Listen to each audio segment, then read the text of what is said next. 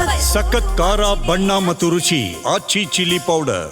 ಶಾಲಾ ಮಕ್ಕಳಿಗೆ shoe socks ಬದಲು ಚಪ್ಪಲಿ ಭಾಗ್ಯವನ್ನ ನೀಡಲಾಗುತ್ತಾ ಎನ್ನುವ ಪ್ರಶ್ನೆ ಎದುರಾಗ್ತಾ ಇದೆ.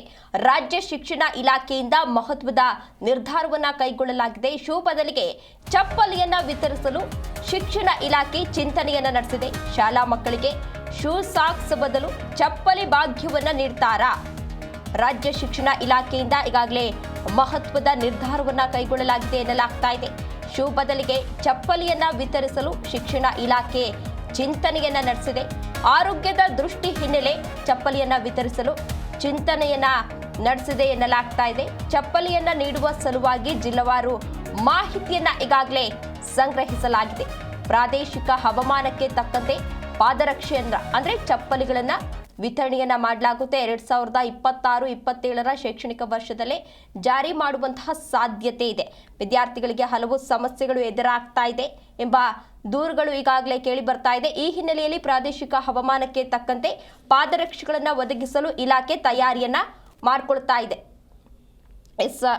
ಇದೇ ವಿಚಾರಕ್ಕೆ ಸಂಬಂಧಪಟ್ಟಂತೆ ಹೆಚ್ಚಿನ ಡೀಟೇಲ್ಸ್ ಅನ್ನ ನೀಡಿದ್ದಾರೆ ನಮ್ಮ ಪ್ರತಿನಿಧಿ ಮಂಜುನಾಥ್. ಮಂಜುನಾಥ್, ಯಾಕೆ ನಿರ್ಧಾರ, ಯಾವಾಗಿಂದ ಇದು ಜಾರಿ ಮಾಡ್ತಾರೆ?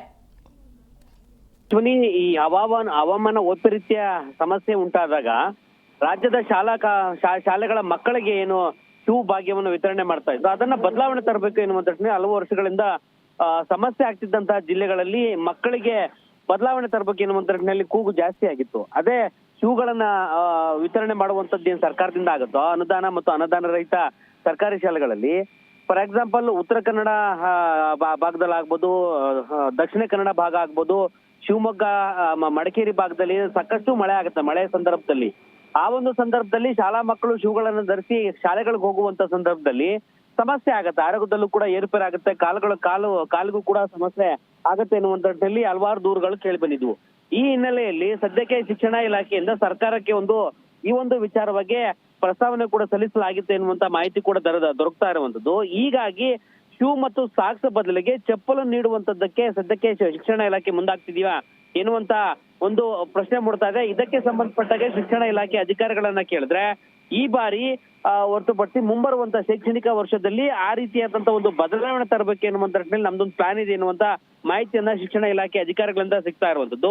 ಕೆಲವು ಜಿಲ್ಲೆಗಳು ಅಂದ್ರೆ ಶೂ ಬದಲಿಗೆ ಚಪ್ಪಲಿ ಕೊಡುವಂತ ವಿಚಾರವಾಗಿ ಶಿಕ್ಷಣ ಇಲಾಖೆ ಚಿಂತನೆ ನಡೆಸಿರುವಂತ ಕಾರಣದಿಂದಾಗಿ ಮಳೆಗಾಲ ಮತ್ತು ಬೇಸಿಗೆ ಕಾಲದಲ್ಲಿ ದೀರ್ಘಕಾಲ ಶೂ ಧರಿಸುವುದರಿಂದ ವಿದ್ಯಾರ್ಥಿಗಳಿಗೆ ಹಲವು ಸಮಸ್ಯೆಗಳು ಎನ್ನುವಂತ ನಿಟ್ಟಿನಲ್ಲೂ ಕೂಡ ಈ ಒಂದು ಸರ್ಕಾರದ ಮಟ್ಟಿಗೆ ತಲುಪಿಸಿರುವಂತ ಪತ್ರದಲ್ಲಿ ಉಲ್ಲೇಖ ಮಾಡಲಾಗಿದೆ.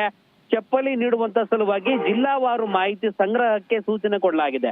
ಈ ಒಂದು ಯೋಜನೆ ಸಂಬಂಧಪಟ್ಟಾಗೆ ವಿಶೇಷವಾಗಿ ಉರ್ದು ಮತ್ತು ಇತರ ಅಲ್ಪಸಂಖ್ಯಾತ ಭಾಷಾ ಶಾಲೆಗಳ ಸಂಬಂಧಪಟ್ಟಾಗ ಏನು ನಿರ್ದೇಶನಾಲಯ ಇರುತ್ತೋ ಈ ಒಂದು ನಿರ್ದೇಶನಾಲಯಕ್ಕೆ ಉನ್ನತ ಅಧಿಕಾರಿಗಳಿಂದ ನಿರ್ದೇಶನ ಸಂಬಂಧಪಟ್ಟಿರುವ ಅಧಿಕಾರಿಗಳಿಗೆ ಸೂಚನೆ ಕೊಡಲಾಗಿದೆ.